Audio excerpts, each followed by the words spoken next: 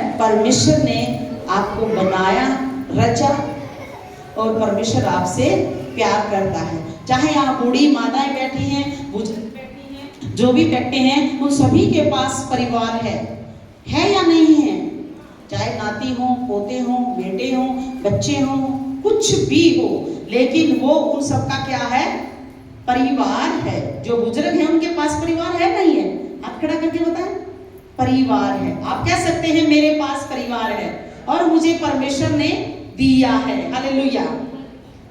वो परिवार परमेश्वर ने मुझे दिया है।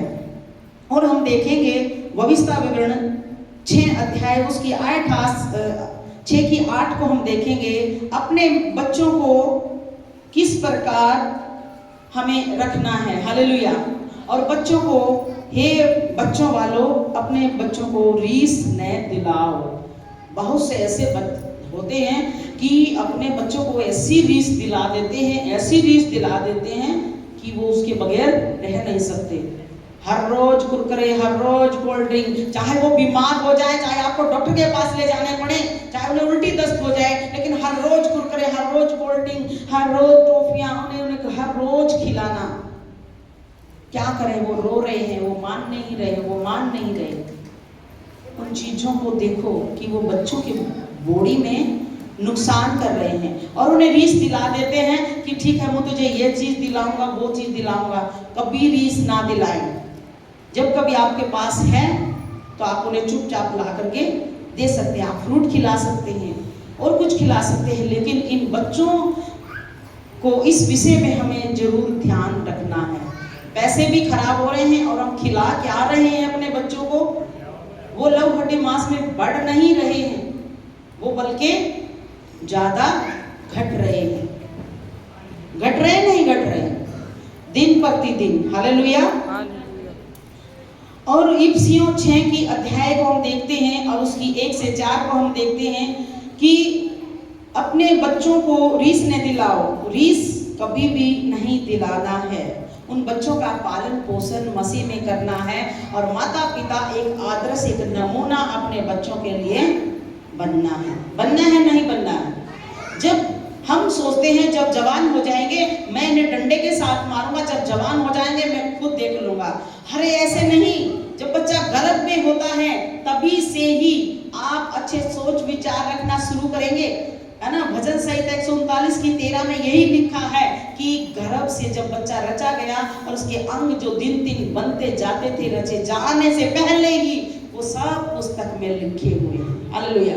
जब बच्चा छोटा होता है तभी से हम उन्हें सिखाना शुरू करें। ऐसा ना हो, मेरी बेटी जो है वो अपने बच्चे की इतनी पिटाई करती। मैंने उसको एक दिन उसको मैंने डांटा। मैंने कहा मम्मी मैं 10 साल तक मारूंगी, 10 साल के बाद मैं इसको नहीं मारूंगी, क्योंकि ये मेरे बराबर का हो जाएगा।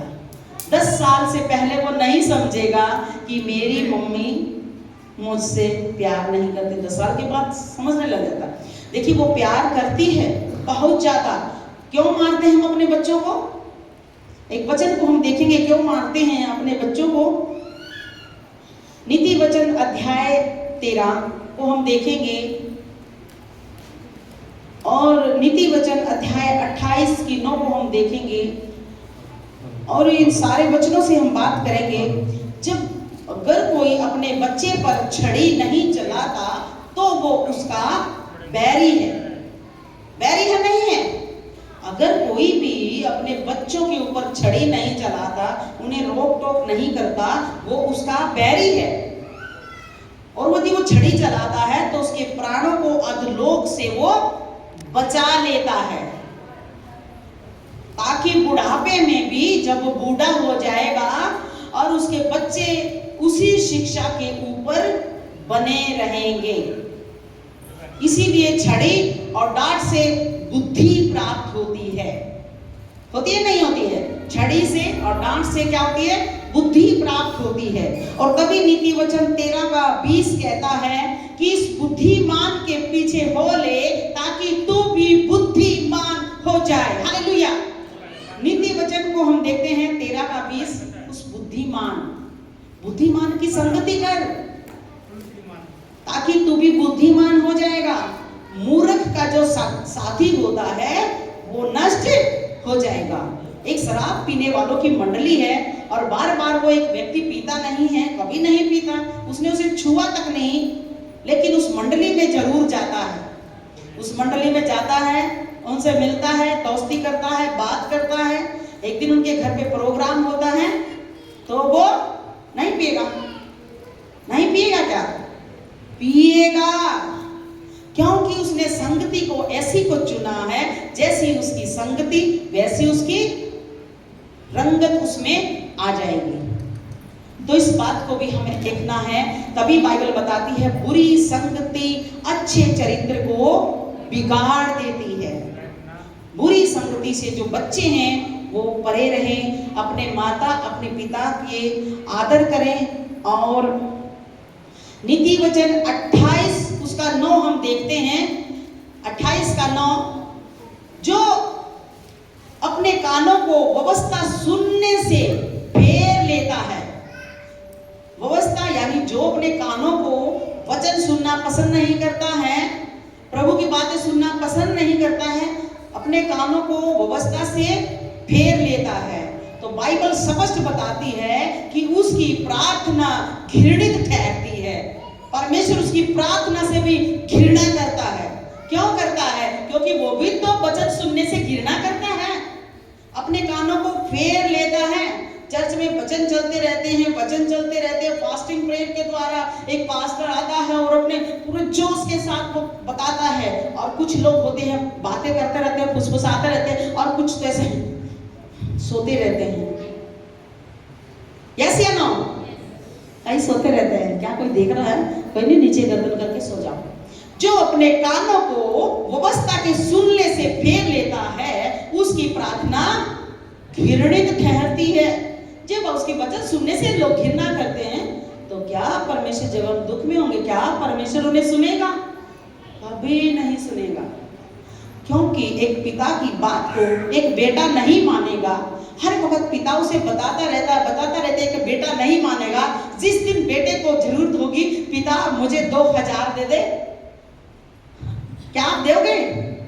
दे दोगे? क्यों नहीं दोगे? जब आपकी सुन ही नहीं रहा था, मान ही नहीं रहा था, तो जिस दिन उसको मौका मिलेगा आप भी उसकी अनसुनी कर देना। इतना उधर से बोला था इधर चले जाना, क्योंकि वो मेरी नहीं सुनता। ना हो सके तो बाहर निकल जाना, मांगता रहो, मुझे तुझे देना ही नहीं है। हालेलुया। वही हमारा परमेश्वर है। जब हम उसके वचन सुनना पसंद नहीं करते हैं, तो वो हमारी प्रार्थना सुनना कैसे पसंद करेगा? हालेलुया, कैसे पसंद करेगा? और हम देखते हैं कि खुदावंद महान और अद्भुत परमेश्वर है। और देखेंगे व्यवस्था विवरण अध्याय 6 और उसकी 7 से 9 तक हम पढ़ेंगे।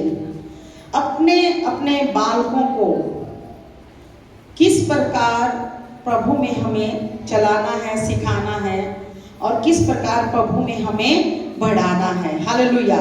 उन्हें क्या करना